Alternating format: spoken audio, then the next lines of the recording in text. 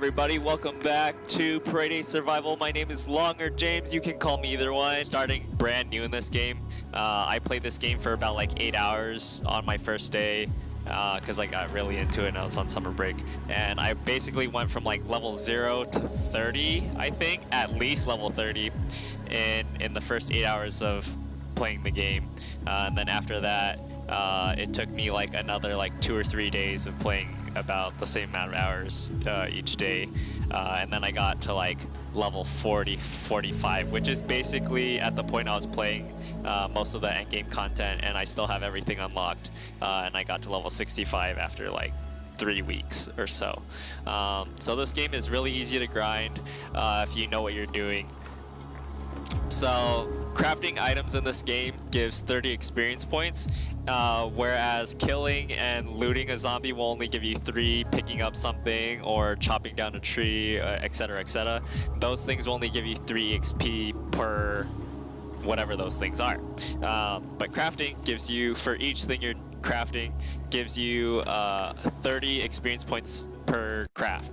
Now it doesn't matter the quantity of the things you craft. So if you can craft like 1 refined wood, or if you refine like 5 wooden planks at the same time, you'll still only get 30 experience. So if you, instead of researching and refining many wooden planks at the same time, just build like 5 or 6, I have like, at the time I was around level 10 or 15, I already had my 6th wooden workbench and just started refining like crazy. And so that's one of the ways to level up super fast in this game. Besides crafting, you're gonna need to be able to hold up your you're gonna be able to need to farm the necessary resources to continuously craft that way if you're going to be pumping up and crafting that many items that quickly. So the way to farm very quickly, these are going to be your 3 main areas of farming. So once you get a machete or a knife, which you should be able to get around level 20 or something, if you're like really fresh new to the game, just focus your research into getting weapons. At around, I think, level 20, you should be able to get enough research to research 100% to guarantee that your research succeeds, because you probably only have like 1 or 2 machetes or knives around, and you don't want to have the research fail at that point. When you start the game, you do get a machete, but it's already really low durability, so don't break that if you just started the game. As well as a baseball bat, you want to research that first, because that'll be useful to going into the yellow zone. So at very first, you're going to be going to these 2 green zones. You're going to be going to the derelict house and to the roadblock, as well as whatever event spawns for you. Those will give you the best items that you can get at the time being. And then around, I think, level 7 is when the yellow warehouse zone unlocks, and you're going to want to start incorporating that into your routine. And at which point you will want at least a baseball bat, which is why I said you want to research the baseball bat first, so that you can basically upgrade your grinding spots. So, and then once you get to that yellow spot and you're comfortable going in there, you want to go between those 3 areas, the derelict house, the roadblock, and the warehouse. As well as every day go into the junkyard once you got your baseball bat and you have your full set of your tier 1, the red clothes basically. You want to go in there. The boss can usually drop you like a shovel or a combat knife, and that will allow you to basically go into the mall and clear out that pretty easily. You still might want to avoid some of the fights when you don't have enough food, but in this game you get a lot of food pretty quickly, and now that they changed it so there's healing over time effects rather than straight healing from food. You will get a lot of meat from the derelict house though. There are a lot of animals and deer rabbits and deers, so you'll get a lot of meat from those. So you don't have to worry too much about healing items being on a shorthand. When you get to when you get to the mall, as soon as you start fighting the bigger enemies, like I think they're called the mutants with 300 health, as soon as you start fighting those, once you start getting hit, just pop a bunch of food, let the healing over time effect just keep going. They don't stack, like you won't be able to heal like 30 or 50 health per second just because you ate like 10 steaks at a time. Unfortunately, that's not how healing over time works in this game, like compared to like Grimsoul.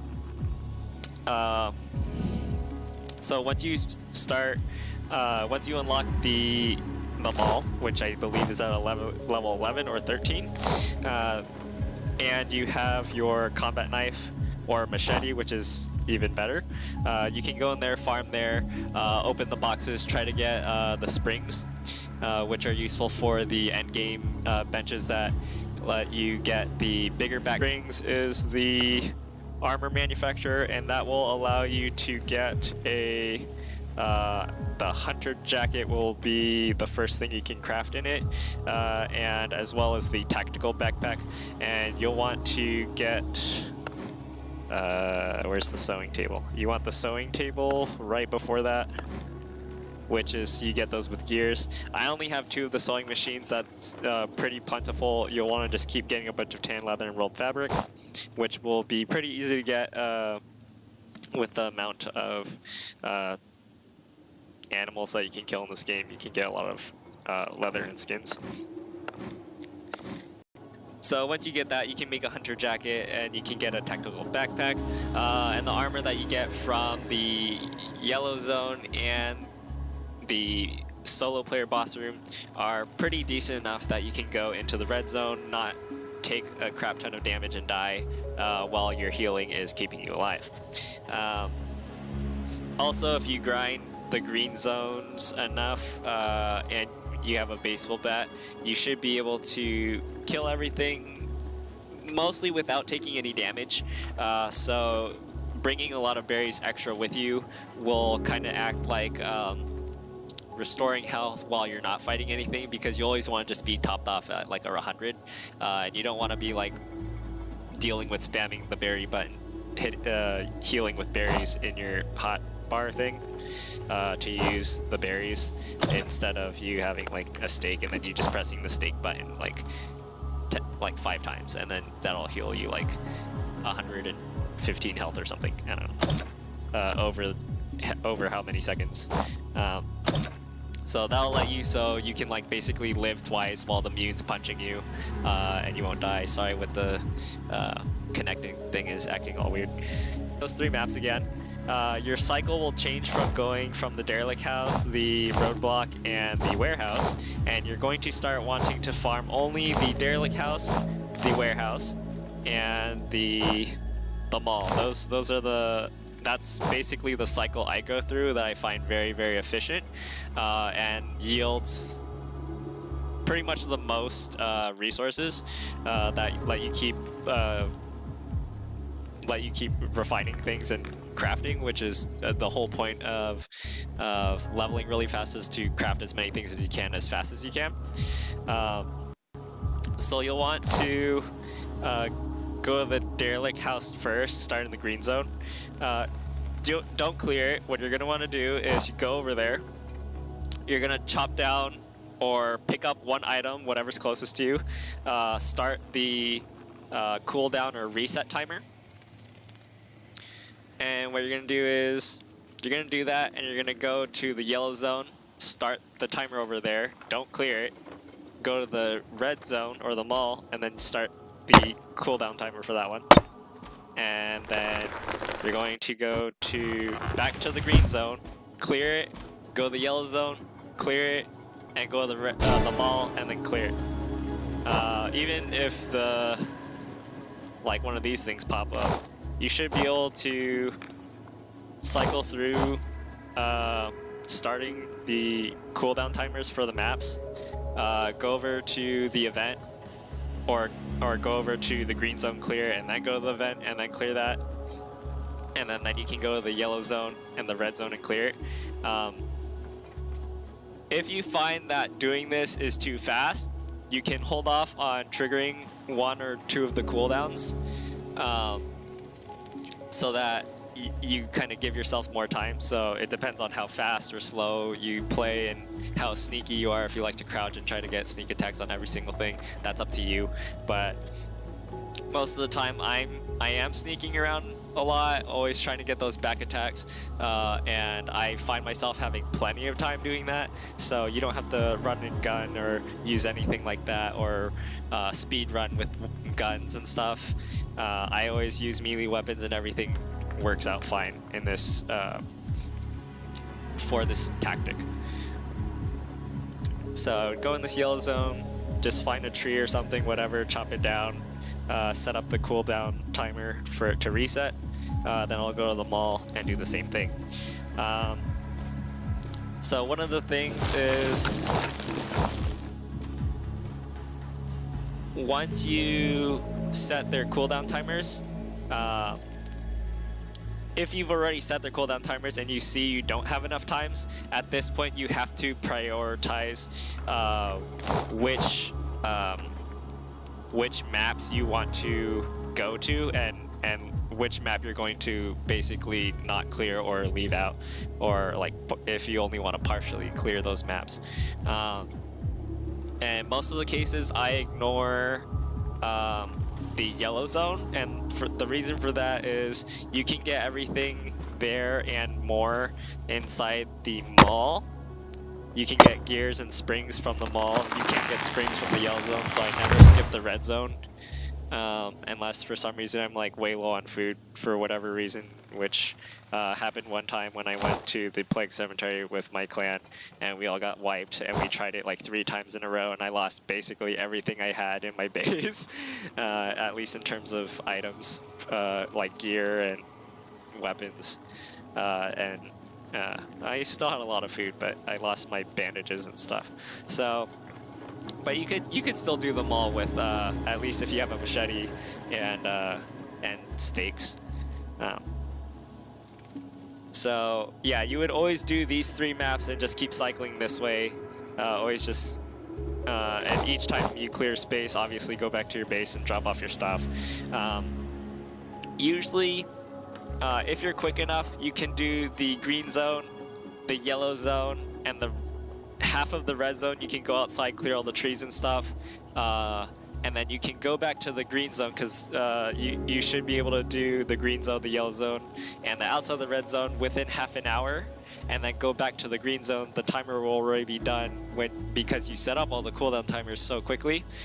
You can go back to the green zone, get more resources from there, and then that shouldn't take you an hour. You should still have like maybe roughly 20 minutes left on the mall. That should be plenty of time to go inside the mall, get everything from there. Like, you should be able to clear it out with that amount of time, and then leave. By that time, the yellow zone should be done clearing, as it only has 45 minutes. It should roughly take you about 30 minutes to clear out the green, yellow, and the outside of the red zone, maybe 35 minutes.